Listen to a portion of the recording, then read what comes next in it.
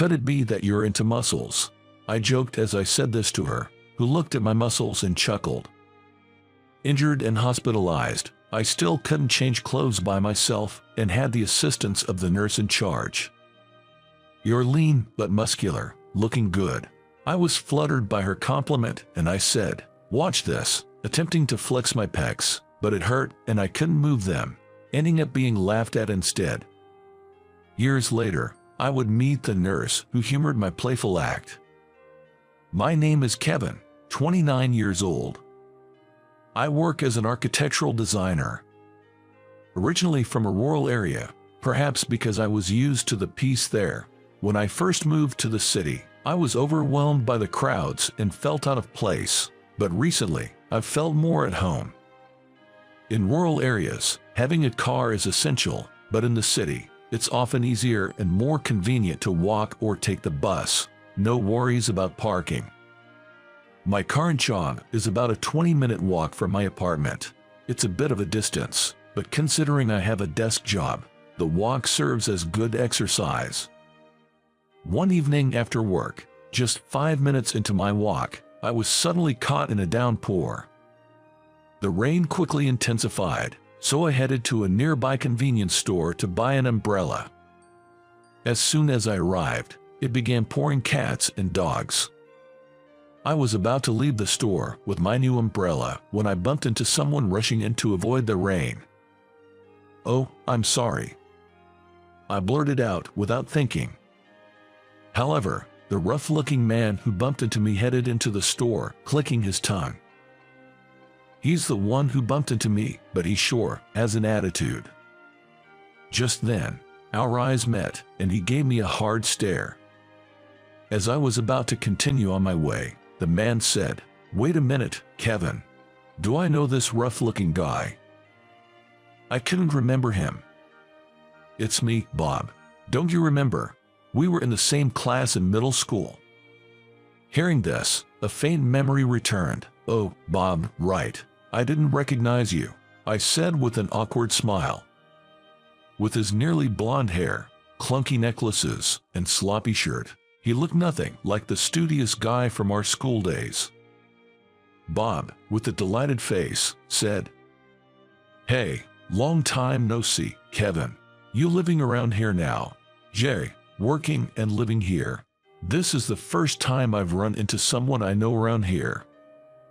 I couldn't help but smile, genuinely surprised. "But Kevin, you haven't changed a bit. That plain outfit, I noticed you right away." He pointed at my clothes and laughed. "Wait, plain?" I instinctively looked down at my outfit. "Since we're here, let's chat for a bit. Join me for a smoke." And just like that, I ended up talking with Bob in the smoking area. "Oh, Kevin, you don't smoke. My bad." "No worries, I've got my coffee here." As we sheltered from the torrential rain, Bob lit up his cigarette, and I popped open a can of coffee. Whenever I tried to strike up a conversation, it seemed we'd lost our touch, and the talk would falter. Stuck in an awkward silence, wondering what to chat about, Bob broke the ice. "By the way, do you remember right after high school there were rumors about you just vanishing?" It was the first I'd heard such a story about myself, and I was taken aback. Bob then changed his expression and continued, "It's a shame, really. You had gotten into college on a recommendation and you were smart, but I heard your family hit hard times and you had to work out of state. I was worried when you weren't at our high school reunion. Must have been tough." "Yeah, I did move out. Just didn't see a future for myself here." It made sense. Bob and I went to different high schools, and we didn't have mutual friends, so rumors like that weren't implausible. Plus, the house I grew up in, which used to belong to my grandma, was an old single story. People probably thought we were poor. I'd had a feeling people thought so since middle school, and it seemed Bob was one of them. "Well, I get it. Not many decent jobs around here, even with your smarts. Just having a high school diploma must have been tough. I understand if you feel a bit bitter about it." Bob looked at me with pity, but I wasn't just a high school grad, nor had I moved just for work. I'd always been interested in architecture, so I decided to pursue it at a university abroad where they taught cutting-edge methods. I was also good at Spanish and wanted to improve it even further. After honing my language skills, I attended that university for 4 years. Because I was abroad the whole time, I couldn't even attend our coming-of-age ceremony. I thought of telling Bob this, but I remembered he always seemed to have a beef with me in middle school. Although he had good grades, often just behind mine, it probably irked him that I kept nudging ahead, even if by a small margin. I never really paid him much mind, but for Bob, I was probably a constant thorn in his side. If he learned I'd been studying abroad, knowing Bob, he might just get jealous and bitter again. I didn't want to pour cold water on our reunion. Before I knew it, our conversation had veered off course. "By the way, Kevin, are you married yet?" "Nah, still single. Actually, don't even have a girlfriend right now." I was worried he might tease me, but Bob's face brightened up. "Well, look at you, still lonely. Hey, I often organize a party. I'll invite you next time. I can easily round up some cute girls. Let's swap numbers," Bob said, offering his cell phone. I wasn't too keen, but turning him down felt wrong, so I exchanged numbers. That's how, after more than a decade, my friendship with Bob resumed. I often felt like I was just making up the numbers, but Bob would frequently check in and invite me to mixers. The other guys invited were all easygoing, and I was mostly the wingman. I might not always keep up with their energy, but I didn't mind these events. I was content just listening. Then, on one of those mixers, "Sorry, Kevin. 2 guys canceled for tonight." I arrived at the bar early, and Bob made an apologetic gesture. Now with a 2-on-4 situation, I wondered how the night would pan out. Soon after, the girls arrived. "Sorry we kept you waiting, Bob. We've told everyone it's 2-on-4. Let's just have fun and treat it like a dinner party. Don't worry about it, just eat and drink," the organizer from the girls' side suggested, and the other 3 women all nodded in agreement. All of today's members are said to be nurses. I'm impressed that Bob always managed to organize it so that every woman who came was always beautiful or super cute. Even today, I think there are some pretty ladies around. Glancing at them, one girl catches my eye immediately. It's not just that she's my type, she's exceptionally cute. Sure, there have been many beautiful girls before, but none that have caught my attention like this one. However, I feel like I've seen her somewhere before. While I'm wondering if it's just my imagination, introductions suddenly start. Bob and I go first. We simply share our names, ages, and mention that we were middle school buddies.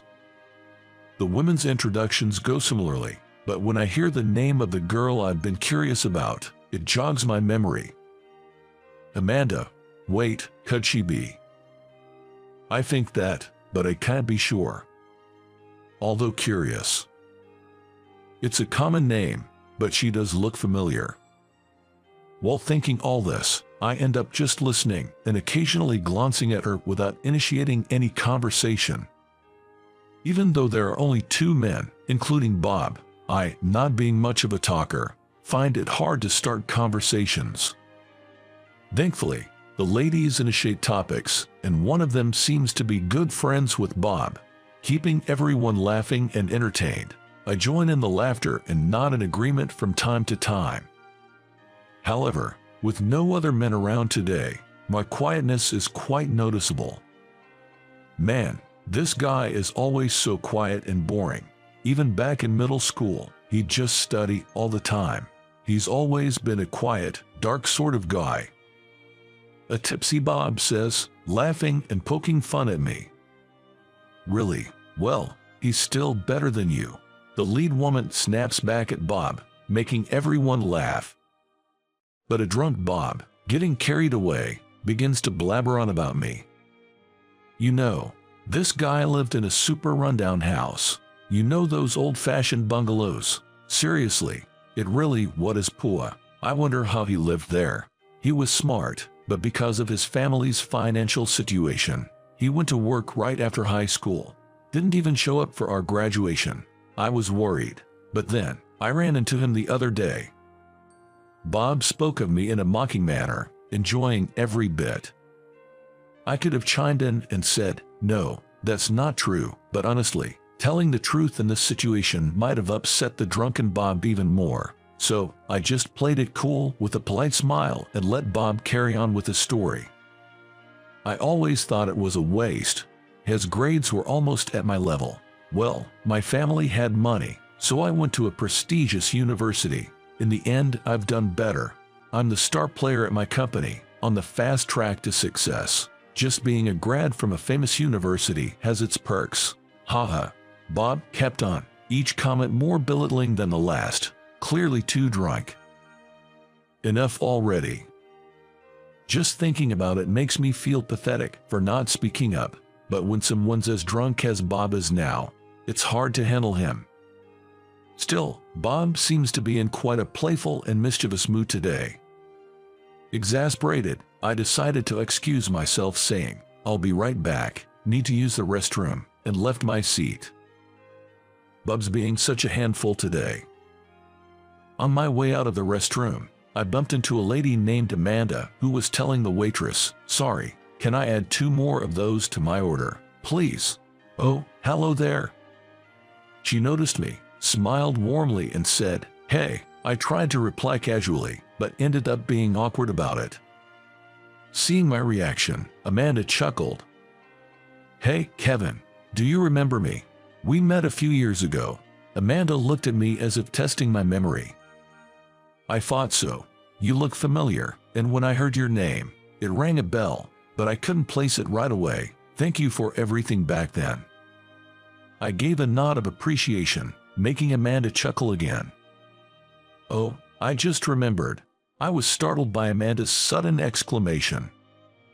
About what Bob said earlier, about you being a high school graduate, isn't that wrong? You had just graduated the university and started working at that time, right? I was surprised she remembered. Of course I remember. Never underestimate a nurse's memory, she said with a laugh. So, did you achieve your dream of becoming an architect? Yeah, I did. She clapped her hands in joy and said, that's great. Congratulations. 5 years ago, I was walking to work when I got involved in a traffic accident. It was a collision between 2 cars, and the impact caused one of the cars to veer onto the sidewalk, hitting me. I was immediately taken to a nearby hospital. After some x-rays, it was found that I had a broken leg and a cracked rib. Though I had hit my head pretty hard and was out for a while, I made a steady recovery. After a leg surgery and some rehab, I was good as new. Amanda was the nurse who looked after me during that time. Even behind a mask, she was undeniably beautiful. The first time I saw her, for a brief moment, the pain seemed to vanish. Of course, that's an exaggeration, but she was so kind to me that I thought she was like an angel. Being a nurse, it might be expected of her to be kind to patients. However, when she would say things like you're getting better little by little, and cheerfully engage me, or make small talk during 4 changes or blood draws, those moments, brief as they were, brought joy to my otherwise monotonous hospital stay. Time to get changed, Kevin, said Amanda, appearing with a fresh set of clothes. It's still hard for you to do it alone, so I'll help you out. She gently wiped my body with a towel and assisted me in changing. Then Amanda giggled and said, you know, what is it? Not sure what was amusing. I found myself laughing along. You have some impressive muscles, she remarked, laughing softly. Oh, these, well, I do go to the gym. I've always been skinny, and given my job, people tend to see me as frail, so I wanted to appear a bit stronger. It was one of the rare moments someone complimented my physique, and it made me feel proud. "Oh, really? What's your job that people see you as frail?" Still chuckling, Amanda asked. "I'm an architectural designer, still a rookie though. I had just started working after graduating when I got into this accident. I can't wait to get back and prove myself." Hearing this, Amanda said, "Wow, that's amazing. You have to keep pushing then." Looking at her laughing joyfully, I playfully asked, "Do you have a thing for muscles by any chance?" "Lean but muscular is quite attractive," she replied with a shy smile. "See, check this out," I said, attempting to show off, but I have completely forgotten about my cracked rib. "Ouch. Guess I overdid it." I grimaced in pain, placing a gentle hand on my rib. Amanda laughed and said, "You shouldn't push yourself too hard." Though it was a short interaction, I really enjoyed our conversation. "You've come a long way. Keep up with the rehab and let's work hard," she said, before moving on to her other tasks. After that day, Amanda wasn't my attending nurse anymore. I heard she was transferred to another department due to staffing shortages. I wished I could have gotten closer to Amanda, thinking that as I went through my remaining days in the hospital. Eager to get discharged and get back to work, I was working hard on my physical therapy. While moving from my room to the rehab room, I kept aimlessly wandering around hoping to bump into her. Hoping by chance to see Amanda, but never did. Yet, whenever I remembered Amanda complimenting my muscles, I felt motivated, not just with the usual therapy, but in my room. I secretly worked out, ensuring my arms wouldn't lose strength until my discharge. In the end, I never saw Amanda after that day and buried my feelings for her. But now, 5 years later, those feelings were awakened. "You still look so fit." Maybe Amanda was a bit tipsy as she laughed, touching my biceps. "When I heard your name today, it sounded familiar, but couldn't quite place it. Back then, you had so many bruises on your face and brown hair, right? Now it's black, and you seem more gentlemanly." Then I remembered the slim yet muscular guy. With that, Amanda showed her brightest smile of the day. As our conversation drew to a close, she said, "Let's get back to our seats," and we returned together. "Hey, where have you been? You took forever." It seemed like Bob, maybe even more drunk than before, was swaying with glazed eyes. From the looks of it, the other women were slightly put off, perhaps tired of his constant complaints and bragging. "Kevin is so darn slow." Bob seemed about to go off on another tangent, but Amanda quickly started a conversation with me. "By the way, Kevin, do you also design places like this?" "Huh? What kind of design? What are you guys talking about?" The others, now curious, all turned to look at me. "Yeah, sometimes I do." "So you've become a full-fledged professional," Amanda said with a pleased expression. "Wait, Amanda, how do you know that? What do you do for a living, Kevin?" As everyone started asking questions, Amanda jumped in. "He's an architectural designer." Immediately, the other women began bombarding me with questions. What projects I was working on, which buildings I'd been involved with, which company I was working for, and I answered each in turn. When I glanced at Bob, his drunkenness seemed to have completely worn off, and he sat there, mouth agape, frozen in shock. Well, that's expected. To think that the guy he deemed beneath him was actually working at a major architectural firm. Conversations also touched upon college, and Bob found out that I had studied abroad. Despite his earlier boisterousness, Bob was so shocked he couldn't find his words. After a while, one of the women said, "By the way, haven't you guys noticed? Kevin's muscles are amazing." Really? I was a bit curious about that too. The atmosphere got livelier. "Didn't you say you could flex your chest muscles?" Amanda exclaimed. "Oh, I want to see. And let me touch it too." Everyone was eager, and when they saw the twitching motion, all the women, including Amanda, cheered with joy. Suddenly, I was the center of attention, while Bob was left out, looking sulky. It was the first time I had ever been in the spotlight like this, and honestly, it felt great. As we were about to leave, the female organizer said, "Can we get the check, please?" to the waiter. However, the waiter smiled and replied, "It's already been taken care of." Everyone was surprised and asked, "What do you mean?" I shouted, "Tonight's on me."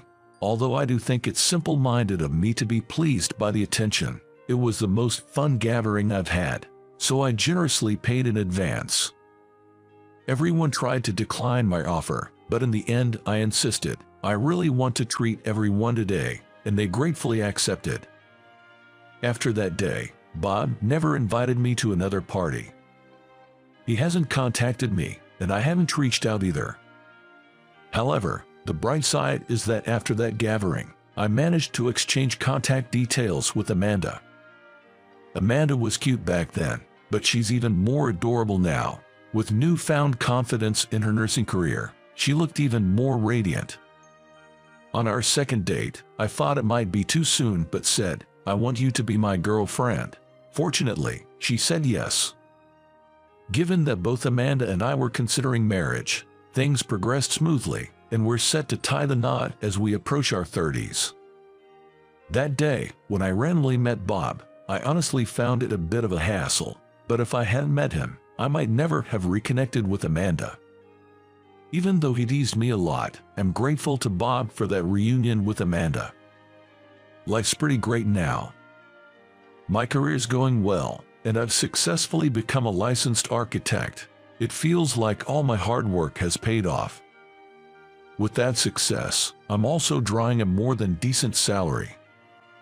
One of my dreams is, of course, to build a happy home with Amanda, but I'm also dreaming of setting up my private practice one day. Amanda, on her part, wants to continue her nursing job. We hope to support each other throughout our lives and eagerly await the day we become a family.